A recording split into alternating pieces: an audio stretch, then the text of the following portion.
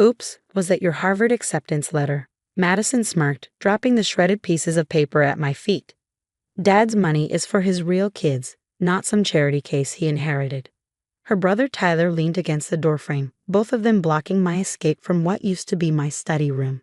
My name is Olivia Bennett, and at 18, I was watching my stepfather's precious twins destroy my future, one acceptance letter at a time. The worst part? They didn't even try to hide it. Why would they? Their father, Richard, had made it clear from day one that his perfect twins could do no wrong. I stared at the confetti of my dreams scattered across the floor. Harvard, Yale, Stanford, all gone. 3 years of perfect grades, countless sleepless nights, and more extracurricular activities than I could count, destroyed in minutes by two entitled 17-year-olds who couldn't stand the idea of their father's money going to someone else's education. You know, Tyler added, casually ripping open another envelope. Dad always said Mom's charity case would end up disappointing him. Guess he was right. He paused, pretending to read the letter before tearing it to pieces. Oh, look, Columbia. Way too expensive for someone like you. I remained silent, which only seemed to irritate them more. Madison stepped closer, her designer shoes crunching the papers beneath her feet. Nothing to say. No tears. Come on, Oliver, where's the drama? You're usually so good at playing the perfect student. The thing is, they didn't know my mother. They didn't know Emily Bennett, the woman who worked 3 jobs to put me through private school before she met their father. The woman who spent every spare moment teaching me the value of education and independence. The woman who, even after marrying Richard, kept her own bank account and continued working, despite his insistence that she didn't need to. You done? I asked calmly, bending down to gather the pieces of my letters. My composure seemed to throw them off balance. They were used to their victims crying, pleading, or running to their father. I did none of those things. What's wrong with you? Madison demanded, her perfectly manicured hands on her hips. Don't you get it? You're not going to college. Dad's not paying for you. You're nothing but a burden he took on when he married your pathetic mother. I thought about my mom then, about how she'd smiled mysteriously when I worried about college costs. Everything's taken care of, sweetheart, she'd said, just 2 months before the cancer took her. Just focus on getting those acceptance letters. That was 6 months ago. 6 months of living with Richard and his twins, watching them systematically try to erase every trace of my mother from the house. 6 months of Richard's subtle hints about community college being a more appropriate choice for someone in my situation. Actually, I said, standing up with the torn pieces in my hands, I think you're the ones who don't get it. Before either of them could respond, my phone buzzed. The caller ID read, Harrison and Associates, my mother's lawyers. The same lawyers Richard had been trying to contact since Mom's death, claiming he needed to sort out some paperwork. Excuse me, I said, stepping between them. I need to take this call. Whatever, Madison scoffed. Probably the financial aid office calling to reject you. Come on, Tyler, we're done here. I waited until they left, their laughter echoing down the hallway before answering the call. Hello? Miss Bennett? This is James Harrison. I apologize for the delay, but as per your mother's instructions, we were to wait until you received all your college acceptance letters before contacting you. I looked down at the shredded papers in my hand. I received them. Excellent. Your mother left specific instructions about your education fund. Would you be able to come to our office tomorrow at 2 p.m.? There are some documents you need to sign now that you're 18. Education fund. I felt a smile tugging at my lips as pieces started falling into place. Of course, Mr. Harrison. Should I bring my stepfather? There was a pause on the other end. That won't be necessary. Your mother was very clear about keeping this matter between you and the firm. She mentioned something about preventing external interference with your choices. Even after death, my mother was protecting me. I thought about all those extra hours she worked, even after marrying Richard. The mysterious appointments she kept. The quiet smile when Richard talked about his plans for the twins' education. Miss Bennett, Mr. Harrison's voice brought me back to the present. One more thing, your mother left a letter for you. She asked us to give it to you along with the fund documentation. Thank you, Mr. Harrison. I'll see you tomorrow. Mr. Harrison smiled. Emily was quite savvy with investments. She also had a substantial life insurance policy that she kept separate from her marriage to Richard. She was adamant about maintaining financial independence. He pulled out an envelope cream-colored with my name written in my mother's elegant handwriting. She asked me to give you this once everything was in place. I opened the letter carefully, my heart racing as I began to read. My dearest Olivia, if you're reading this, then you've received your college acceptance letters, and I'm no longer there to celebrate with you. I'm sorry for that, sweetheart, but I'm not sorry for preparing you for this moment. I knew when I married Richard that his children would never accept you. I saw how they treated others, how they viewed money as their birthright rather than a privilege. Richard indulged them too much, and I worried about how that would affect your future. That's why I never stopped working, never fully combined our finances. Richard called it stubborn pride, but it was actually maternal instinct. I needed to ensure that your dreams wouldn't be at the mercy of others' generosity or lack thereof. This fund is yours, completely separate from Richard and the twins. Use it wisely, but don't let anyone make you feel guilty for having it. You've earned this through your hard work and dedication. Remember what I always told you. Education is the one thing nobody can take away from you. All my love, Mom. I wiped away tears as Mr. Harrison discreetly pushed a box of tissues toward me. There's more, he said gently. Your mother left specific instructions about handling any interference with your college applications. He pulled out another document. She suspected someone might try to sabotage your opportunities. That's why she had me maintain direct contact with each university you applied to. We have copies of all your acceptance letters, safely stored here. I thought about Madison and Tyler, so smug as they shredded my letters, thinking they were destroying my only copies. Mom had outmaneuvered them before they even knew there was a game to play. Additionally, Mr. Harrison continued, the trust is structured so that neither Richard nor his children can contest it. Your mother made sure of that. Just then, my phone started buzzing with texts from Madison. Where are you? Dad's looking for you. He wants to talk about realistic college options, lol. Better hurry home before you lose your room too.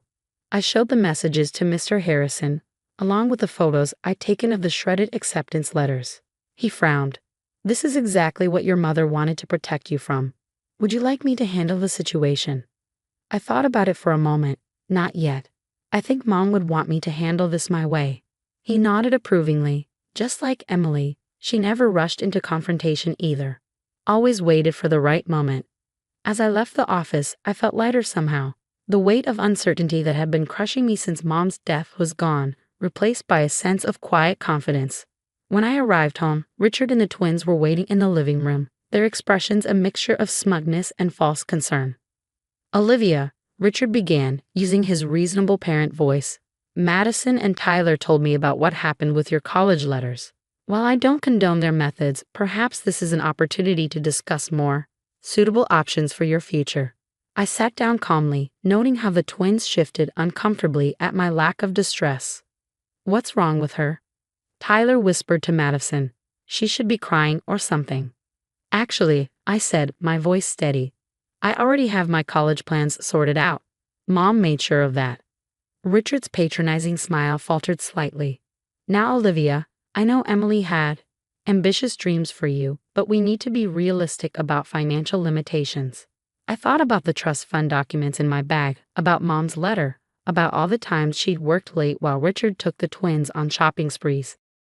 You're right, I said, watching their faces light up with premature victory. We should be realistic about finances. That's exactly what Mom was, realistic, but I think we should save that discussion for tomorrow. Mr. Harrison would explain it better than I could. The color drained from Richard's face. Harrison, Emily's lawyer? What does he have to do with this? I stood up, enjoying their confused expressions. Everything. He has to do with everything. But don't worry, you'll all find out soon enough. As I walked upstairs, I heard Madison's shrill voice. Dad, what's going on? Why does she look so happy? I closed my bedroom door, silencing their worried conversations. Pulling out Mom's letter again, I read it one more time, imagining her voice, her quiet strength.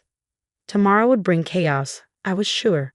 Richard would bluster about family loyalty, the twins would throw tantrums about fairness, but none of that mattered anymore. Mom had given me more than just financial security. She'd given me the power to choose my own path. I opened my laptop and began composing emails to Harvard, Yale, and Columbia, accepting their offers and requesting fresh copies of my acceptance letters. Let Madison and Tyler keep the shredded ones as souvenirs. I had bigger things to focus on. My phone buzzed again. More demanding texts from the twins, but I ignored them. Mom always said that true power lies in knowing when to act and when to stay quiet. Right now, silence was my greatest weapon. Tomorrow would be soon enough for revelations. Tonight was for making plans that would make my mother proud. The next morning, the atmosphere in the house was electric with tension.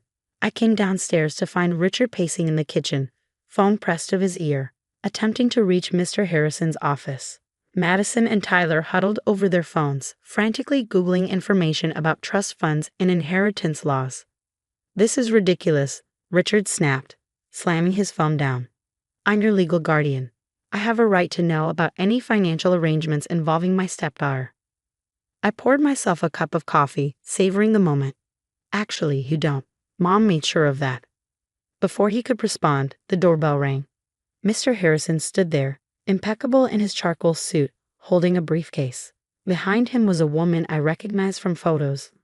My mother's older sister, Aunt Sophie, whom Richard had conveniently forgotten to invite to family events since Mom's passing. "Perfect timing," I said, letting them in. "We were just discussing Mom's arrangements." The twins scrambled to look presentable while Richard straightened his posture, switching to his business persona. "Mr. Harrison, this really isn't necessary. Family matters should be handled within the family." "That's exactly why I'm here," Aunt Sophie interjected, her voice carrying the same quiet strength my mother's had. "Because family matters." Mr. Harrison set his briefcase on the dining room table. "Miss Bennett has asked me to explain the details of her mother's educational trust fund, as well as address some concerning behavior regarding her college acceptance letters." He pulled out the photos I'd taken of the shredded letters. Madison's designer shoe prints were clearly visible on the fragments. The twins shifted uncomfortably. "That's just silly teenage drama," Richard attempted to dismiss it. "Nothing worth involving lawyers over." On the contrary, Mr. Harrison continued, "attempting to interfere with someone's educational opportunities is a serious matter, especially when the person in question has been accepted to several prestigious institutions." He produced copies of my acceptance letters, pristine, official, and very much valid. The twins' faces paled. "Now, regarding the trust fund," Mr. Harrison opened another folder. "Emily Bennett established this fund 5 years ago, using her inheritance, personal savings, and investment returns. The total amount, as of today, is sufficient to cover Miss Bennett's undergraduate and graduate education at any institution of her choice, with considerable funds remaining for living expenses." Richard's jaw tightened. "Emily never mentioned any of this." "She didn't need to," Aunt Sophie spoke up. "My sister was smart enough to know that some people might try to interfere with Olivia's future. She protected her daughter the best way she knew how, by being prepared." Madison stood up suddenly. "This isn't fair. Dad, you can't let her have all that money." "What about our college funds?" "Your college funds," Mr. Harrison noted dryly, "remain exactly as your father arranged them. This money has nothing to do with your father or his assets. It comes solely from Emily's personal resources." Tyler, always quicker to understand financial matters than his sister, slumped in his chair. "We can't touch it, can we? Any of it?" "No," I said simply. "You can't." Richard made one last attempt to assert control. "Olivia, be reasonable. We're your family now. We should discuss this together, make decisions as a unit." "Family?" Aunt Sophie's laugh was bitter. "Is that what you call people who destroy college acceptance letters, who try to crush a young woman's dreams out of spite?" I raised my hand, silencing the brewing argument. "I've already made my decisions. I'm going to Harvard in the fall. The trust fund will cover everything I need." And I added, looking directly at Richard, "I'm moving in with Aunt Sophie until then." "You can't just leave," Madison protested. "Dad, tell her she can't leave." But Richard's power was crumbling before our eyes. The man who'd spent years subtly undermining my achievements, who'd allowed his children to bully me while preaching about family unity, finally realized he had no control over this situation. "There's one more thing," Mr. Harrison said, pulling out a final document. "Emily left instructions about the house." Richard's head snapped up. "The house is in my name." "The house," Mr. Harrison corrected, "was purchased jointly, with Emily contributing 60% of the down payment. Her will specifies that her share passes to Olivia upon her 18th birthday. The silence that followed was deafening. So I said, standing up, you all have two choices. Either we can arrange a buyout of my share of the house, or we can put it on the market and split the proceeds according to the ownership percentages. Madison burst into tears while Tyler stared at the table, his earlier arrogance completely deflated. Richard looked like he aged 10 years in 10 minutes. I'll start packing my things, I announced. Aunt Sophie, could you help me? As we climbed the stairs, I heard Madison's shrill voice. Dad, do something. But there was nothing he could do. My mother, brilliant and foresighted as always, had made sure of that. In my room, Aunt Sophie helped me pack while sharing stories about Mom, stories of her strength, her determination, her quiet ways of fighting battles nobody knew were happening.